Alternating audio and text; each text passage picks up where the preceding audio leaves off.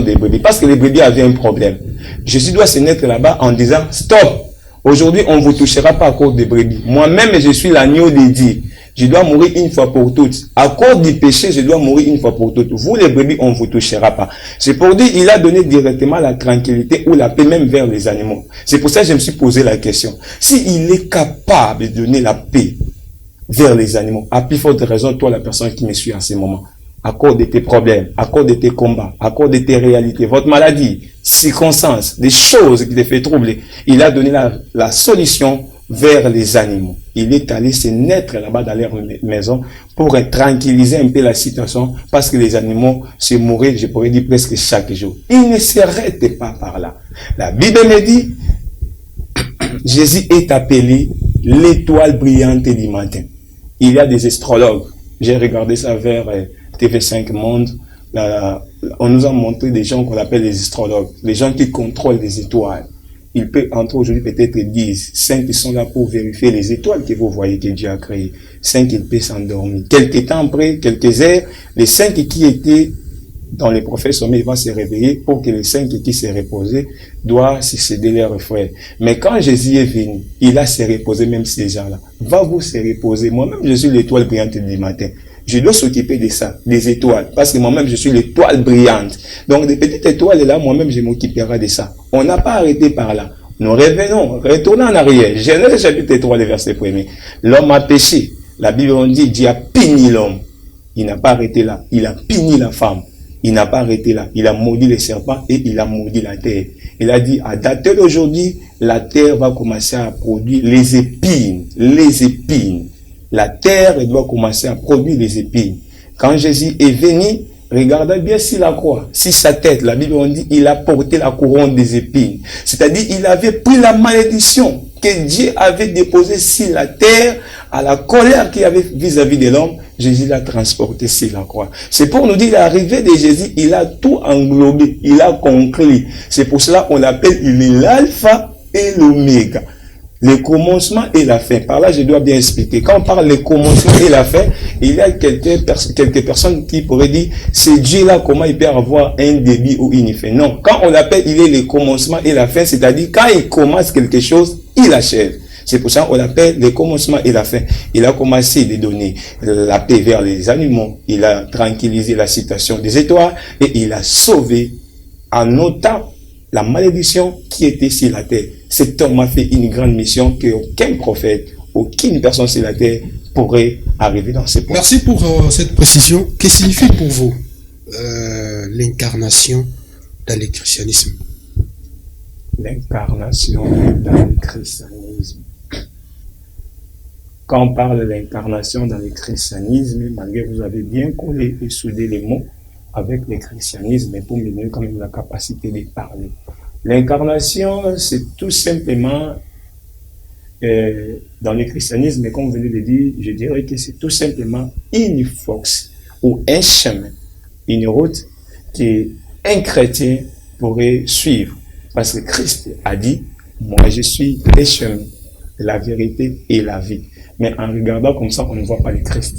On ne voit pas les chemins. Je ne sais pas si c'est les chemins de Bokassa, c'est les chemins de Willery, je ne sais pas de quel chemin parle-t-il. Je voulais nous montrer tout simplement, la Bible on dit au livre d'Apocalypse 3, 19, Christ a dit. Mais c'est en disant peut-être qu'en le suivant, vous avez intérêt à une bonne route, et il est le chemin, la vérité et la vie. En le suivant, il est où? Il habite où? Au temps ancien, ne n'existait pas. C'est là où il y a la question. Ouais, c'est ça. C'est là où nous devons venir. Parce que nous devons aller mollo. Parce que peut-être un pasteur, un homme de Dieu, un serviteur peut avoir des connaissances, il peut avoir de la capacité de sa sortie. Mais dans certaines personnes qui nous suivent, peut-être il peut poser des questions. Comme je peux écouter un prédicateur ou un serviteur, serveur de Dieu, il peut dire que ndeko bongo la motema. Mais la Bible on dit que nous avons des cœurs. Yo bisa bongo la motema. Ah bon la motema, a changé. A changé. Toi tu as dit bongo la motema. C'est ça ta parole. Parce que la Bible on dit mettez toutes choses à sa place. Avant même d'aller à mais même en français, toi tu as dit de changer. Tant aux gens dans la traduction langue et bimsage le bongo la. Maintenant, il ne faut pas dire à une personne, même Jésus il disait à ses disciples des paraboles qu'il est pâté. À un moment donné, il viendra pour expliquer terre à terre. Il a dit à Nicodème, pour hériter le royaume des cieux, tu dois se naître nouveau. Nicodème, il était docteur de la loi. C'est ce que j'avais essayé un peu d'annuler les théologies la fois dernière. Docteur de la loi, c'est-à-dire un théologien. Pour lui, la vie est pâtée. Il est allé chercher Jésus pendant la nuit. Comment je peux se naître encore de nouveau, moi qui ai déjà vu, de retourner dans le ventre de ma mère? Prendre les baptêmes. Apprendre les baptêmes. Mais ce baptême-là devient aussi compliqué. Je suis, par exemple, à l'église catholique. J'ai décidé de quitter l'église catholique. Je deviens branhamiste, par exemple, à un moment donné. Je quitte, je suis pentecôtiste, tout ça. Mais dans toutes ces églises, on m'impose toujours d'être baptisé. Ce n'est pas aussi dans le christianisme. Toujours dans le même christianisme, on ne peut pas considérer un seul baptême pris dans toutes ces églises.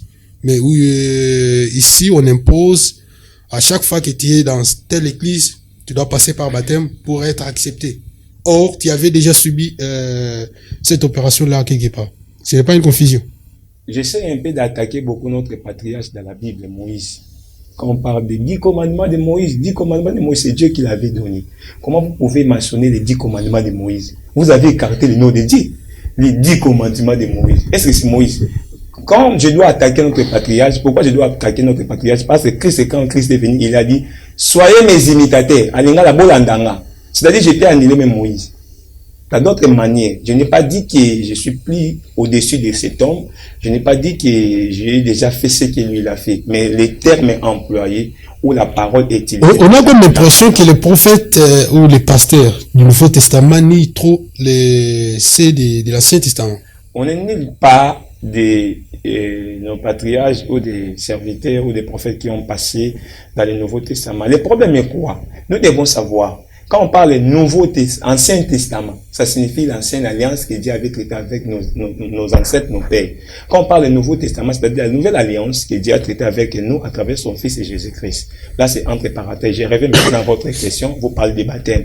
Quand la personne échange des religions ou des églises, on l'impose toujours de passer par les baptêmes.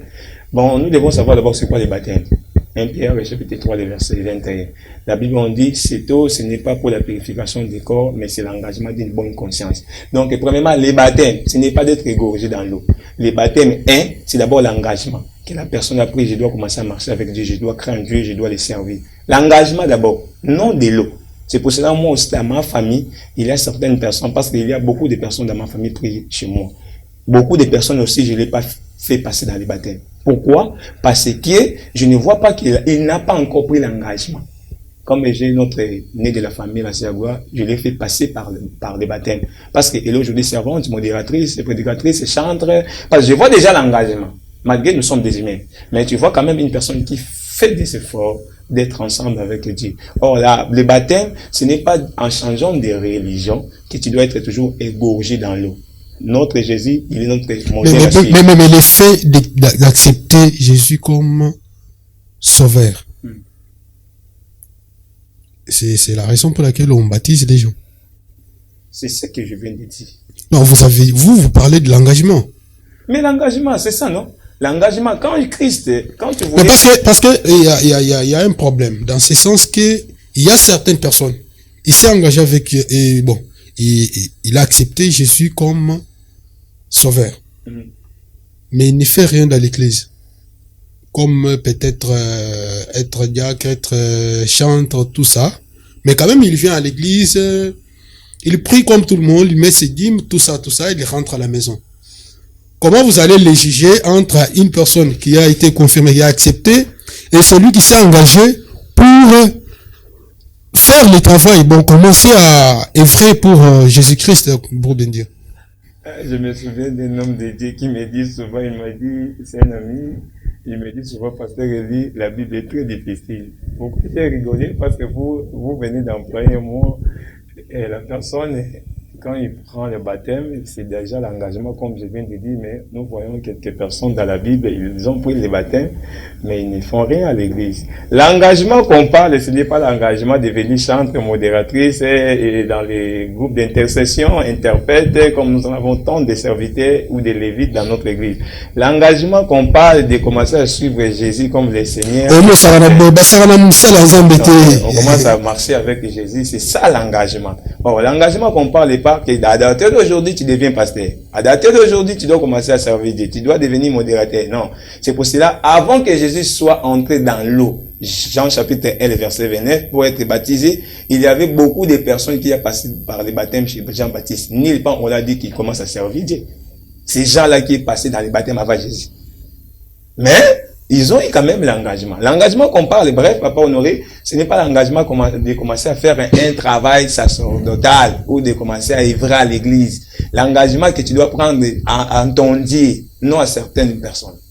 C'est ça l'engagement qu'on parle. Mais il y a aussi baptême de confirmation qui s'est fait dans certaines églises, entre autres l'église catholique, néo-apostolique, protestants et autres. C'est pour cela que j'ai fait un cours pour apprendre la langue d'arabe. Tout ça pour me permettre de bien vraiment apprendre aussi le Coran, malgré que je suis chrétien, je ne refuse pas. Parce que ce n'est que l'islam que j'ai quand même un peu la difficulté de bien parler, parce que je n'ai pas encore maîtrisé l'arabe, malgré que j'ai fait des formations. Mais toutes les religions, j'ai quand même des arguments à parler quand on m'interroge des questions. Par là, je reviens maintenant dans votre question. Il y a beaucoup des églises qui nous parlent à propos des, comment dirais-je, à propos des confirmations des baptêmes, et là, d'abord, ce n'est pas... La communion aussi. La Bible est très difficile, hein? Confirmation des baptêmes. D'ailleurs, même les pasteurs te baptisent. Ce n'est pas la confirmation. Même les pasteurs, j'ai rêvé, moi-même je suis le pasteur, j'ai rêvé. Responsable d'une église dans quelques mois, 11 ans de l'expérience de conduire les gens. Je reviens à ma question. Je suis pasteur. Même si les pasteurs te baptisent, ce n'est pas la confirmation. Parce que moi, je dois suivre toujours mon grand frère. Notre modèle à suivre, Jésus. Quand il était gorgé dans l'eau, la Bible me dit, Jean-Baptiste nous a présenté, voici l'agneau. Mais il n'y avait pas la confirmation. La vraie confirmation, la Bible on dit, les écrits d'ici c'était ouvertes. Une voix qui sortait dans l'essai et son père l'avait confirmé. Ça, c'est mon fils bien-aimé à qui j'ai mis toute mon affection. Donc, la confirmation que vous parlez dans les baptêmes, il faut que Dieu décide. C'est Dieu va décider à travers la chose qu'il voit en toi. Il doit confirmer, ce n'est pas comme tout le monde. Ce n'est pas comme toute personne. C'est lui qui se tient dans les baptêmes ici. Donc, Jésus nous a présenté cet homme en confirmant directement son ministère.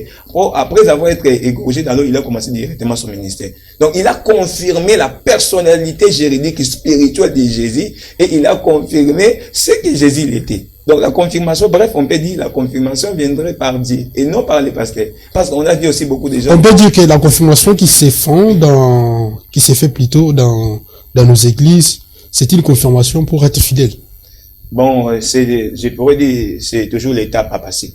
C'est toujours l'étape que tu dois passer, comme nous tous, nous avons commencé peut-être par les codis, mais on a passé par des modérations, par des petites formations. Non seulement des formations, moi j'appelle ça des affermissements.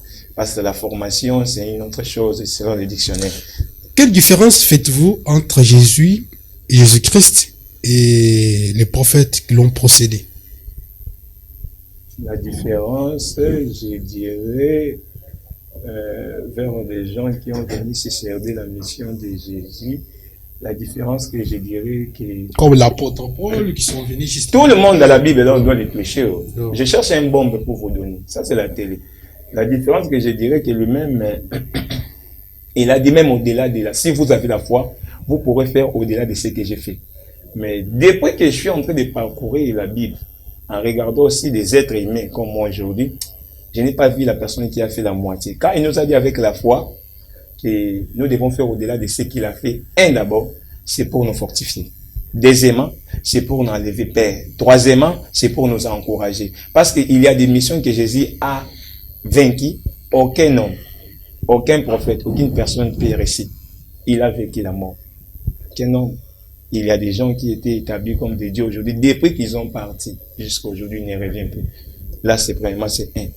En dehors de cela, il y a la mission qui est quand on commence à créer le monde, nous revenons en arrière, retournons vite en arrière. La Bible on dit, faisons l'homme en notre image. On a créé l'homme un, le Père, le Fils, le Saint-Esprit. Trois, on avait créé l'homme. Trois personnes, le Père, le Fils et le Saint-Esprit. Mais pour que le monde soit sauvé, Dieu a fait la division. Jean 3,16, car Dieu a été aimé le monde, il a donné son Fils unique. Donc c'est pour dire, Jésus a reçu la résurrection. Un, il a reçu le monde, il a vaincu le monde. Aucun homme peut vaincre. Donc c'est ce que j'avais parlé la fois. Il y a une question sur ça. Ça m'a toujours donné une confusion totale. Dans le sens que nous tous, nous sommes créés par Dieu. Nous tous, nous sommes les enfants de Dieu. Pourquoi considérer Jésus comme le seul fils unique de Dieu? Or, nous tous, nous sommes des enfants de Dieu. Parfois, nous sommes considérés comme des yaya, nous sommes des petits naïs, bon. Mais toi, que le placement, Jésus est le fils unique de Dieu. Donc, tout ça, créer un pédant, la télé, si tu n'es pas prêt, il ne faut pas venir. La télé, c'est un endroit, ça pourrait te diminuer. Bon, on doit prendre déjà chapitre 1, verset 12. La Bible, on dit à tous ceux qui ont croit, à tous ceux qui ont réussi, Dieu leur a donné le pouvoir de devenir enfants de Dieu. Retenez ça. Jean chapitre 3, le verset 16, la Bible, on dit, car Dieu a aimé le monde, il a donné son fils unique. C'est déjà la différence. Or, pour nous les chrétiens, pour nous les humains, nous sommes des enfants. Le fils est unique. C'est mentionné. Fils unique. Il y a la différence. C'est lui qu'on appelle fils et nous sommes qui? Nous sommes des enfants et des créatures de Dieu. Nous sommes des enfants de Dieu. Des enfants de Dieu. Mais comment lui, il est fils unique? Je reviens. Je connais que tu viendras là-bas. Quand on parle de lui, les fils, il y a la différence entre enfant et fils. Enfant, c'est celui qui est trop petit.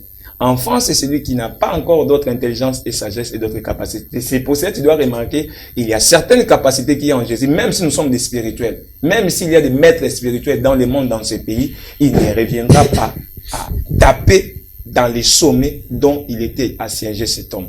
Donc, pour dire que la différence entre fils de Dieu et enfant de Dieu, c'est pour ça que tu dois remarquer aussi dans la Bible, remarquez bien dans la Bible.